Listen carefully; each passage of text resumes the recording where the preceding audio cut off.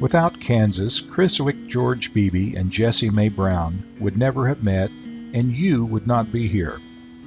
The convergence of the Beebys and Browns happened right here in these two counties, Nemaha and Donovan counties.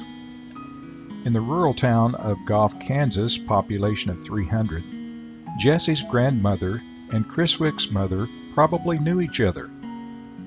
In Donovan County lived Jessie's paternal and maternal grandparents. Jessie's great-grandmother, Cynthia Papan, was probably of Native American heritage.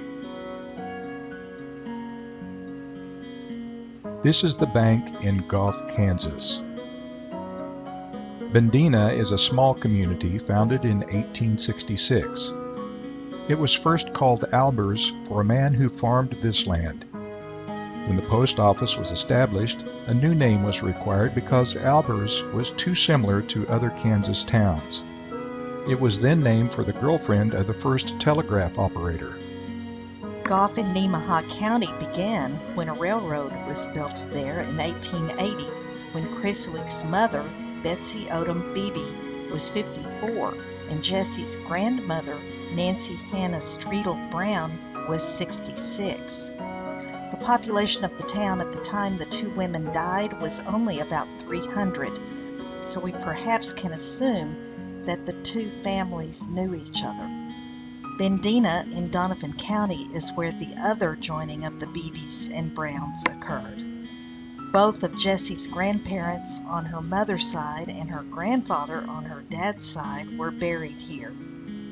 The population of the county was 15,000 at the time, but the fact that the cemetery is small makes one wonder if both sides of Jessie's family have attended the church where the cemetery is located. Donovan County is bordered by Nebraska on the north and Missouri to the east. The population today is close to 8,000. The median income per household today is $32,000, and the per capita income is $14,800. According to a book entitled Gray's Donovan County, Kansas History, a record of the happenings of half a hundred years, written in 1905, quote, Bendina lies in the heart of one of the richest farming tracts in the Missouri Valley. The town site is an ideal one, situated at the crest of a range of hills, commanding an almost unobstructed view of more than half the county.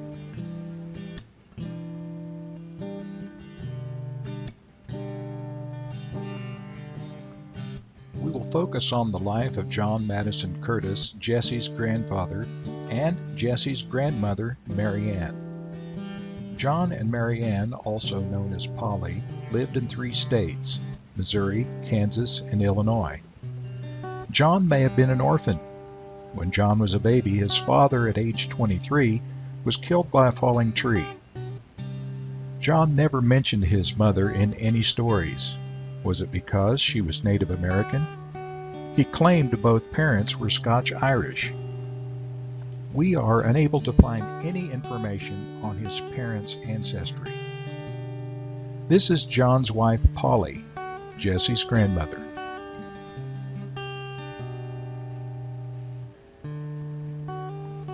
Here are the marriage records for John and Mary Curtis from December 31st, 1831. Polly was a relative of President Andrew Jackson. In Missouri, John saw slavery up close and personal, and he could not tolerate it. John left Missouri because of his views and moved to the free state of Illinois. En route during a snowstorm, Polly bore a son. They settled in Adams County. They moved to Kansas to promote its future as a free state and claimed 1/4 section of land. In Missouri, John's job was called following the river, which means running flatboats, rafts, and steamers between Kansas and Missouri. John and Polly had 15 children, plus adopted 2 more. One of their kids was Grandma Jessie's mother, Caroline, nicknamed Cassie. 3 sons fought in the Civil War. Three sons helped John's river business until two of them ran away. The two runners eventually returned to Kansas. Here is John and Polly's house 3 miles south of Bendina, Kansas.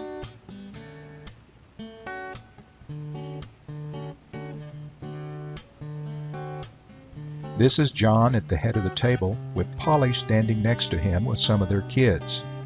Caroline is not in this picture. Many famous abolitionists of the time were entertained in their home, including John Brown. John Brown and other abolitionists slaughtered pro-slavery leaders and supporters in front of their Kansas homes. This was called Bleeding Kansas. He was unsuccessful at trying to form an army of abolitionists and African Americans to create a government outlawing slavery. John was hanged for treason in 1859. Back to John Curtis. He once served as a pre-state election judge and voted as a staunch Republican except for his wife's ancestor, Andrew Jackson. The 1870 census indicates John and Mary were age 57, and he was a farmer with $200 in real estate. The personal estate was valued at $400, and 5 children ages 16 to 24 were living at home. In the 1875 Kansas City Chief, lots of gossip about Jesse's dad Royal's cattle business. The ranchers entrusted their cattle with Gus's herding ability. Gus was Royal's nickname. In April 1877, Polly became very sick, delirious, and nearly died with erysipelas. Erysipelas is an acute infection caused by Streptococcus bacteria on a scratch or infected area. 2 months after her illness, this sturdy Grandma Curtis seems to be a midwife. Her 2 granddaughters were, and spent much time with her after their mother died. In 1881, John and Polly were both ill, causing concerns they both might not live to celebrate their 50th anniversary. Polly's obituary from October 4, 1892 states she died at her home. For John's 90th birthday dinner at his daughter's house, 93 descendants attended, including 11 children, 54 grandchildren, 27 great-grandchildren, and 1 great-great. Friends from all over Kansas and several states attended his funeral.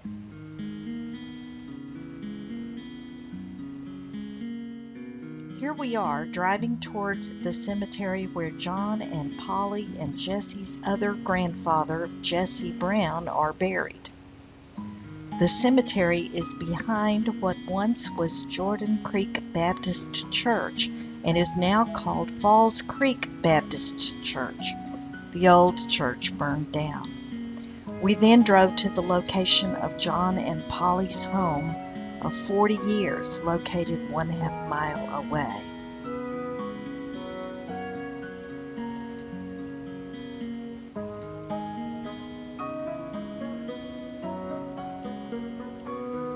Next, you see us at the Fairview Cemetery south of Goff.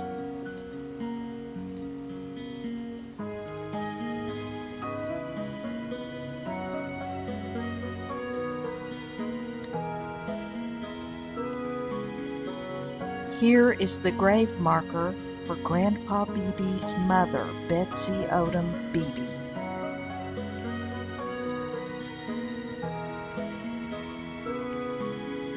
And here is Jesse's grandmother's gravestone, Nancy Hannah Brown.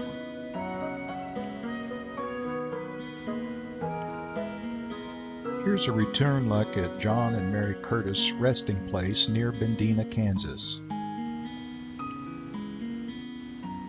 The gravestone for John and Polly is in poor condition because of the fire that occurred there. Here is what is written on the stone.